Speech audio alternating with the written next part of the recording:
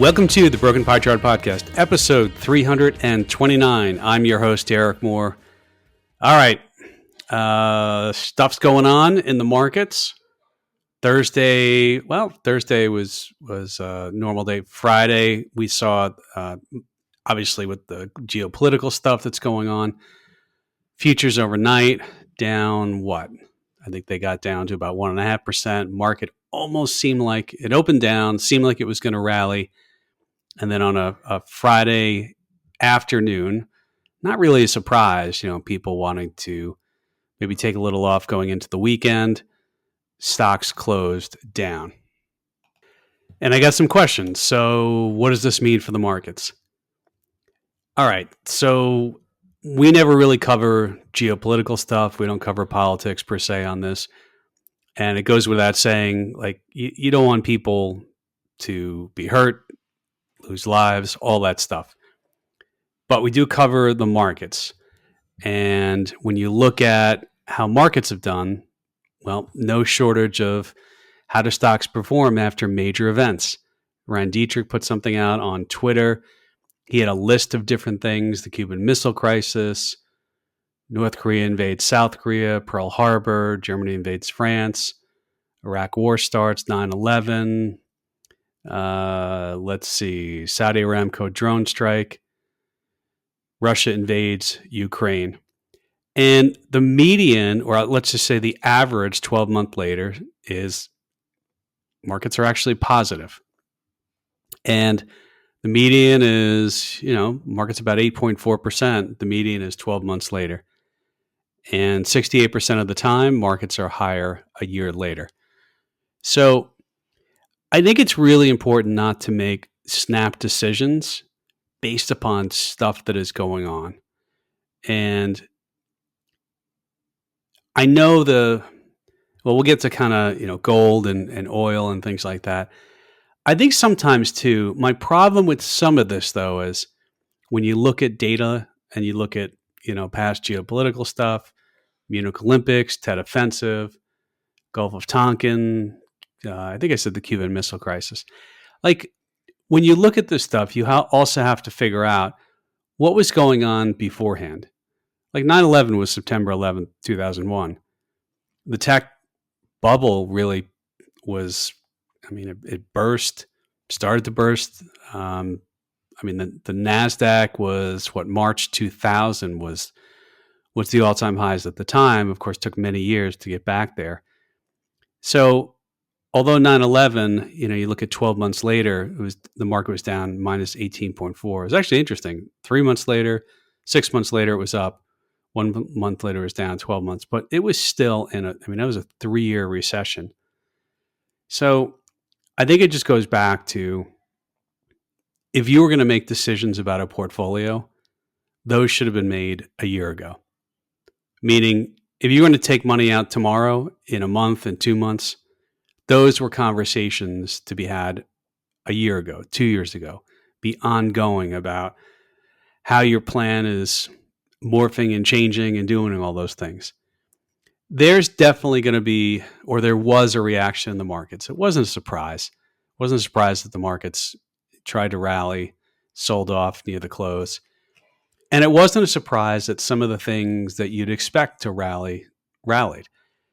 And I got a question from someone that I know. I said, hey, do you think I should buy gold? And should I buy oil?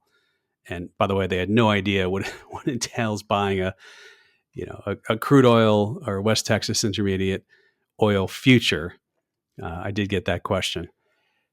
And, you look at what oil has done. And if I pull up a chart of that, it's just pulled back. It was definitely up a lot. Don't get me wrong. There was a rally there, but it was going down. In fact, when you look at, it was right around 57 or so, not too long ago. Rallies to, I did this as of the close Friday, about $72.98 dollars per barrel. I think this is West Texas Intermediate. That's the July contract. And you look at that, and it's basically where it was. It's been in a range for quite some time, right around here. It oscillates higher, it oscillates lower. Does it break out from here? I mean, here's the thing. I think there was a net position short oil. Let's see if I can find the commitment of traders report. I should have pulled this up earlier. Well, actually, I stand corrected. Small speculators, slightly positive as far as its net holdings. And if you look at commercial swap dealers, disaggregated, they're pretty short. But that's I don't want to bore you with going through a commitment of traders report. But I mean, look, if there were people who were bearish on energy and they were short, chances are you see a little bit of short covering there as prices go up. But my point is that oil, all it did was rally back into the range. Like, it really hasn't been going very far, or very, it hasn't been a lot of strong trend there. It had been in a very short term downtrend, so it rallied back there. We'll see what happens if this thing carries on, or if some of the infrastructure, the energy infrastructure, is affected. But I mean, I think one of the points here is that when you look at supply and demand, and you look at what was going on in the oil markets, there's probably capacity there. Again, I don't look. If you want to short oil, short it. If you want to buy it, buy it. But be careful of, when you think about this and you say, oh, now I should buy oil, or now I should buy this. That might be a crowded opinion. And by the way, when I have people who don't normally aren't in the market, certainly not trading crude oil futures, ask me, should I buy oil? Sometimes that's a contrarian thing, but we'll see. We'll see what happens. Gold, on the other hand, too, if you look at gold, it was already going up. And so, by the way, crude oil is up about 28.5% off the low. Remember, I told you it was right around 56, 57, not too long ago. So 56, 57 to 72, 73, about 28.6%. Again, it just rallied back into the range. We'll keep an eye on that. You look at gold. Gold's the other one that, the question was, should I buy gold? Gold has been going up. Gold has been in quite a nice uptrend for a while. It's made new highs. I will say that it broke out above the prior two tops. So it had been moving higher. It was a little bit sideways the last, month and a half or so. And if I look at something like GLD broke above I think it made a new all-time high, 316.29. And as first and foremost, I've always been a technician. And you would say, if you think, all right, I'm going to add some gold here. Old resistance becomes support when you look at a chart.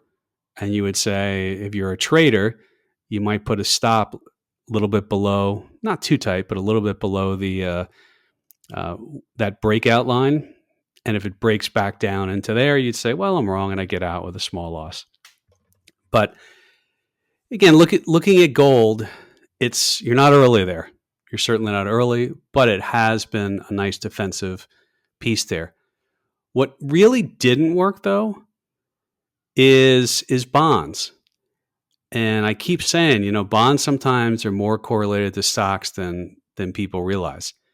And if you look at something like, I don't know, like a TLT, and TLT certainly, which is, if you don't know what TLT is, it's an ETF that holds, 20, 25 year duration maturities. And, you look at TLT and it was down on Friday. Like, you didn't get this flight to quality. You didn't get rates coming down. So, it really hasn't been, if I look going back a year, the total return on something like TLT is minus like 5%. And does that mean that you shouldn't own bonds? Not necessarily. It's just, it hasn't been that real offset. When markets have really been going lower, we haven't seen, like in 2008, 2008, 2009, you saw treasuries do really well. That's the point I'm trying to make. And recently, and especially in 2022, because of the rate story, rates were going up, bonds go down, the inverse. Bonds did not provide an offset there. So I'll watch the yields, and I will tell you that a lot of people say, well, this means they're definitely cutting. And I would tell you that looking at the Fed funds futures, it's two cuts through the December meeting. And we've got a meeting coming up on the 18th. There is basically a 3% probability, about a 3% probability that they're not cutting. I keep telling people this. This Fed has been, I don't know if transparent's the right word, but they have been very good at telegraphing what they're going to do. There hasn't been a meeting where they've surprised everybody. I think if they were going to cut, they would have been messaging that. And it would be very surprising if they cut. So really, when you look at the Fed funds futures, you go out to October, maybe the September meeting. And a lot of people looked at the CPI, and I've been saying it for a while. Like some of the stuff I read, tariffs don't necessarily mean inflation, because they don't bring in the demand side of the equation. But we haven't seen it. We haven't seen this massive amount of inflation due to the tariffs. And you could say, well, it's yet to come. And you might be right. But getting back to rates, just because the CPI, the Consumer Price Index, and whether you look at the core, you look at the CPI in total, you look at PCE, just because it comes down to the target or around the target doesn't mean that they'll cut. And what I mean by that is, think about it. If you've got rates, 4.3 is basically the effective Fed funds rate right now. If the economy is doing okay, and if Fed funds is 4.3, and if inflation stays around 2%, that's the quote unquote Goldilocks, meaning they don't need to lower rates. You could make the argument for housing, they should probably lower rates to help the housing market. That's a different discussion. I will say too that the expectations on, inflation is still very politically driven. And Michael McDonough, I apologize, Michael, if I'm mispronouncing your name, at Bloomberg, he tweeted something. He said, Democrats now expecting inflation to rise 10% over the next 12 months. Republican expectations are rising as well, but more subdued. And you look at this. So this is University of Michigan. Remember, I'm going to rant a little bit about these surveys, but 1 year inflation expectations by party affiliation. So it says the headline 5.1. By headline, does that mean everybody all aggregated together? Maybe. But it's Republicans 1.5, Independents 7.5, and Democrats 10.1. The headline is 5.1. I'm not sure how they get that headline, so I'm doing the math in my head. I don't know how those were weighted. But that is, really? Are there people who think we're going to have 10.1% inflation? Independents 7.5% inflation? The last inflation report was nothing. If your big bet is that we're going to have massive inflation, it hasn't been working. Will it work? Maybe. I'll let you know when I know. But there's just this disconnect, and it goes back to soft data versus hard data. The soft data is surveys. Soft data means there's nothing tangible about it. It's opinions. What do people think? And here they're doing this survey, and they're saying, what do we think that inflation expectations are going to be? And it's so obviously transparent. Before the election, Republicans had higher 1 year forward inflation expectations. Democrats were lower. Now it's flipped. It's so obviously transparent that this is politically driven, and it's silly. And I hope nobody is making investment decisions based upon this. But okay, if you think there's going to be 10% inflation, I don't know. I think it's if you're making investment decisions or making bets in the market on that expectation, good luck with that. So what's the right expectation? I don't know. I mean, the right expectation is probably somewhere plus or minus where we are now is the most likely outcome. And I think it goes back to if companies, let's say we wind up in, this trade escalation happens again, and you've got things rising, you've got really high tariffs. That assumes that everyone is still going to be buying the same quantity and they're going to be paying those prices, and demand may falter. Now, that may not be great for the economy, but I'm not sure these inflation expectations are realistic. And it's so obviously transparent. It's actually delightful that it's transparent the way it is. All right, let's talk about sentiment. Keep the sentiment going. University of Michigan consumer sentiment. Here I am. I've been complaining about these surveys, and now I'm going to talk about it. But okay, University of Michigan consumer sentiment. So, how do you feel about stuff? And it's been rising off the bottom, and it's pretty much where it was February 2022. If you kind of go back, it's pretty much where it was June of 2023. So, it made a bottom, and I guess you could say it's sort of, it's 60.5. And at the high, and when was this? March of 2024, the most recent high was, just under 80. And you go back to June of 2021, that was the other time it was above 80 then, March of 2021. So, all right, well, people think inflation is going to be really high, but sentiment is not as bad as it was. And it's what I think that's reflecting is people don't think the trade stuff was as bad as they thought, because going into in April, definitely April and May, the outlook wasn't as rosy there.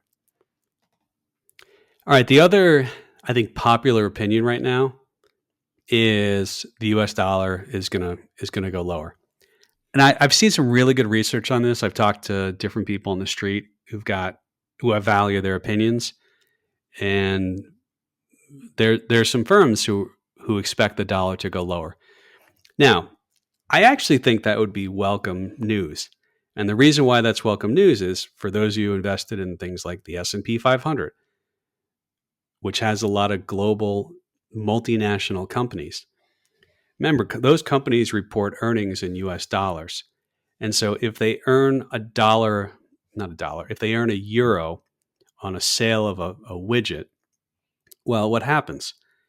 Well, that euro is counted as €1 in sales, and then you have the profit margin, whatever it is, and then you have a X number of euros as your net profit. And then what happens is that gets converted back to US dollars.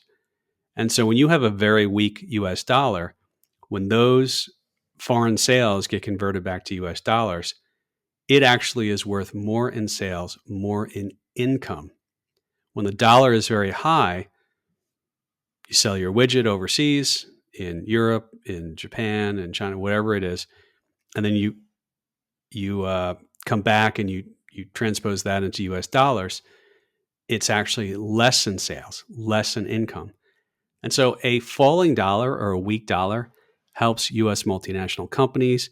Guess who's a multinational company in the US? Oh, Apple, NVIDIA, Microsoft. Who else is there? AVGO, Broadcom. I didn't pick it up, but Barron's had an article about the forgotten sort of, one of the biggest stocks in the world, and no one really talks about it.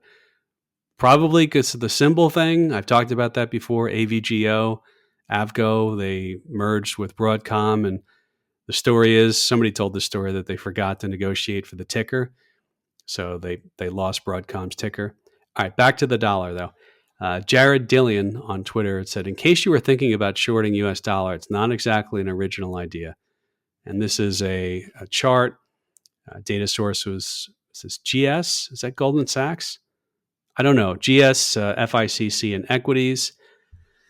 And, you look at this and it says, what's your view on the US dollar? And this chart goes back to 2016, is the most bearish people have been on the US dollar. So you're not early there. You're not original if you're saying that the US dollar is going lower. And in fact, the sentiment is very bearish right now. Is that contrarian? Could we see a stronger dollar? Maybe. But I would say that a weak dollar is not necessarily bad for markets because of the earnings thing. You have companies that sell stuff all around the world. It gets repatriated back. It gets converted back, should I say, to sales in US dollars, to earnings in US dollars. US companies report their earnings in US dollars. And in fact, when we had very strong dollars, Microsoft, some of the big companies would say, but for the strong dollar, our earnings would have been X and our sales would have been Y. And it would have been, in other words, it would have been higher. But because of repatriating or converting the sales back to US dollars, a strong dollar hurt that. It dampened those. So for earnings, I mean, look, this could actually be really good from just a multinational earnings standpoint. We think about earnings, by the way, the forward 12-month.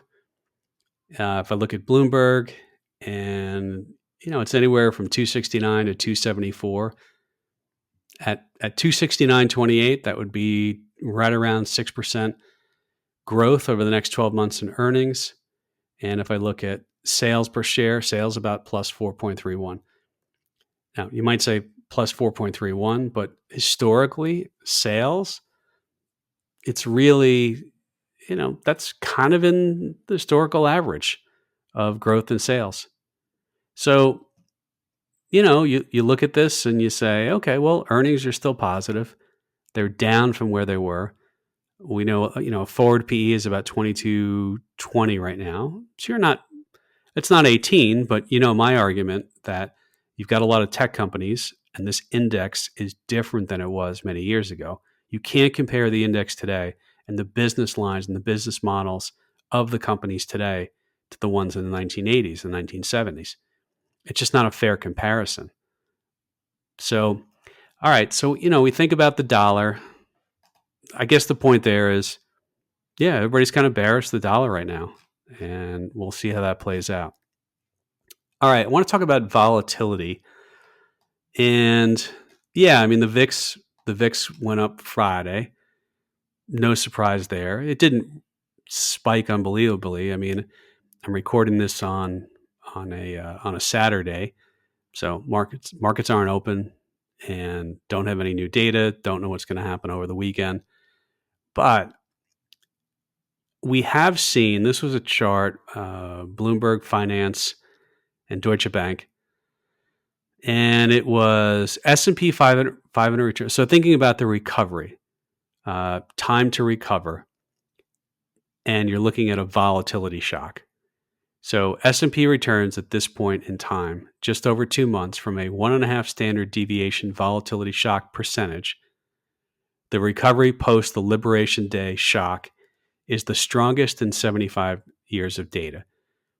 So basically what they're doing is they're saying, if I'm reading between the lines there, because I don't have any context, I'm just looking at this graph, and they go back to, looks like June of 1950. They're saying when you get a 1.5 standard deviation volatility shock in percentage terms, what is the post that event? Let's see. Is this days? This isn't really labeled. But basically, right at somewhere 61, 62, that was the previous best recovery. And this is the best recovery, strongest one in 75 years of data. So let me kind of translate this to you the way I look at this. You had a volatility spike, and the time to recover is, the returns at this point in time equidistant to prior ones. So, we basically had, what is this? Just over 2 months. So think about, you had a volatility shock in 1982. What was it 2 months later? What were the returns? You had a volatility shock in 2020. What were the returns 2 months later? Anyway, it's a quick recovery. We've had a V-shaped recovery. It's not quite to the all-time high. We'll see what happens with in the near term with some of this stuff. And I would remind don't be making decisions if you're set up on a long-term investment horizon. By the way, I don't want to be lazy here. Like everybody says that you watch CNBC and they're like, oh, we look at your investment horizon, we diversify and all this stuff. I'm just saying, like, why would you make a decision based upon a couple days of market stuff? So, and this is why we hedge. We hedge for events like this. So you can stay invested in the market, but you've got protection in there. So I thought that was interesting.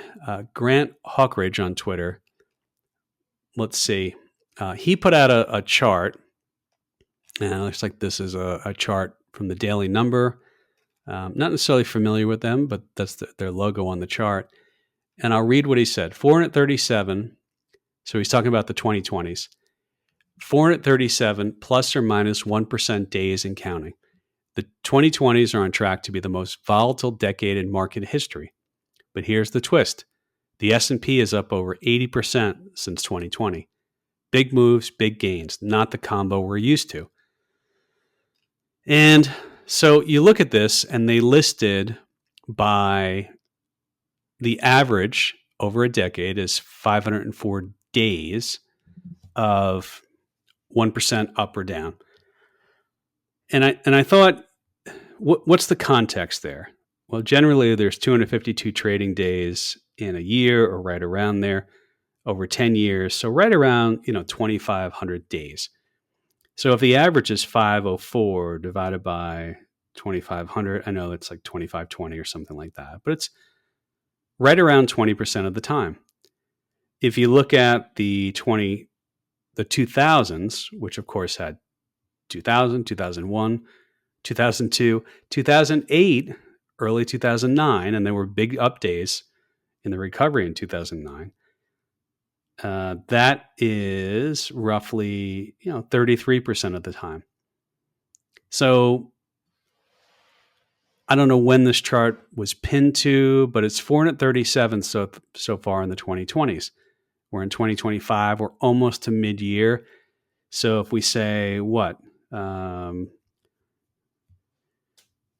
Let's do the math here. So actually, no, sorry, 5.5 years in, because 20, 21, 22, 23, 24, half of 25, that's about 1,386 days. So 437 divided by 1,386, right around the same, right, 31 and a half, so call it 32, right around the same as the 2000s. But I think his point was well taken, is we've had a lot of up days. And we've spoken about this before too, where if you miss some of these big up days, and I guess somebody could do the work on this and say, well, how many down days versus how many 1% up days? But yeah, I mean, you kind of look at this and you say, all right, we've been up a lot so far. Just out of curiosity, let me see, the 90s, yep, right around the average, so about 20%. 1970s are around 20%. The 10s. 1980s was 604. That's the second one. And then obviously the 2000s. So does this mean anything for you as an investor? Not necessarily. It just means we've had some, a lot of plus or minus 1% days. I think things are getting faster now. And I don't know if I talked about this. I mean, a lot of the trend traders with some of these very quick drawdowns, recoveries, or switches, trend following doesn't do as well when you look at very short periods, and they do better in a 2022 when you have more elongated, normal bear markets, normal, bonds sold off over a year plus. But all right, anyway, so I thought that was interesting. And does it mean anything for you? Maybe not. Let's talk about the semiconductors. So the semiconductor index, if we use the SOX, so that's the Philadelphia Semiconductors, and they are about 43% off the bottom, but still 13.3% off the all-time high from, when was that? July of 2024. So this is something that I follow. I'm interested in this space. Doesn't mean you should be interested or do anything with it. But I look at semis, and remember, the all-time high in the Mag 7 was December of 24. The all-time high in the S&P was February of 25. But the semiconductors, they peaked in July of 24. So they peaked before everything else. And, they've been sort of going sideways for a while. And in fact, they're where they were in March of 2024. So kind of a sideways thing. They had sold off and, recovered quite a bit. So I don't know. I mean, it just goes back to all these companies are spending CapEx. So CapEx is the acronym on a financial report. That's capital expenditures. And a lot of these companies are spending on things like semiconductors or GPUs, chips, all that type of stuff. Microsoft, Meta, Apple. I mean, they all spend on this stuff. And especially with AI and, you look at what ChatGPT, I think you can create pictures now on ChatGPT that takes computing power. So this is a space that I'm interested in watching, and it's been sideways for a while. And sometimes when things go sideways for a while, they might just go sideways more. But maybe we're going to see a move here. I thought, the move was lower, and then it recovered right back into kind of where we were. But I'm interested in to see what happens here. This is sort of that cycle or the loop on CapEx spending by the other Mag 7s. Does it flow to the semiconductors? But pretty big recovery, 43.5% off the low there. And, a lot of people said some of these stocks like NVIDIA, they're too expensive. Well, I mean, if you were trading the SOX index, you got a 43.5% drawdown. 43.5% off the bottom. But if you look at one point, they had drawn down, like 40% off the high. So pretty big drawdown off the high. So we'll watch this. All right, final thing, and I haven't done the full research on this, but I've had a lot of conversations recently about how housing is so expensive. And there's two parts to this that people often go to. One is they just look at the price of housing, and then they'll also look at the cost of financing. So set that aside for a second, because I'll get back to that. But I was sort of thinking about this, and I did a quick search. I did a quick search online, and looking at some of the census data, the average price per square foot on houses is higher now. Meaning, people have bigger houses, and you look at new homes, they have more square footage than they once did. So if you're making a good comparison, you would kind of take a look, what was the median home price of homes over some period of time, and then you would do the inflation adjustment. Like, you can't be like, oh, I could have bought a home for $10,000 in such and such year, and now it's $400,000 the median, or whatever it is now. I guess I can look up what the median is. About 414,000 in the U.S. So you can't just be like, oh, it's 10 times more expensive. Not really, because inflation adjusted, you've got to sort of make the adjustment there. Was most of that inflation? And over long periods of time, housing tends to go up with the cost of inflation. But on a contrarian basis, and I'm really interested in doing this, and I'm going to do a little more work on this. I'll come back to all of you. But like I look at the price per square foot. This is the price per square foot on Bloomberg in US dollars, the national. This is from MSCI Real Capital Analytics. And it's $195.59 per square foot. If you look at the high, that was in September of 21, that was 342.21. So, what's the change there when you think about that? Well, if you look at the high to where we are right now, the price per square foot is down roughly 43%. Okay. But then to put that in perspective, on the price per square foot, when has it been that low? Well, it's as low as it's been since the 2010s. And in fact, it's where it was in March, April of 2005. So the contrarian thing, I'm just thinking about this, and I'll do some more math on it, is housing actually isn't that expensive when adjusted for price per square foot and adjusted for inflation. What happens, though, is when you have a 3% mortgage versus a 7% mortgage, your cost of carry of that asset, or your cost of financing that asset, your monthly payment, let's just break it down to what it really is, that's going to be different.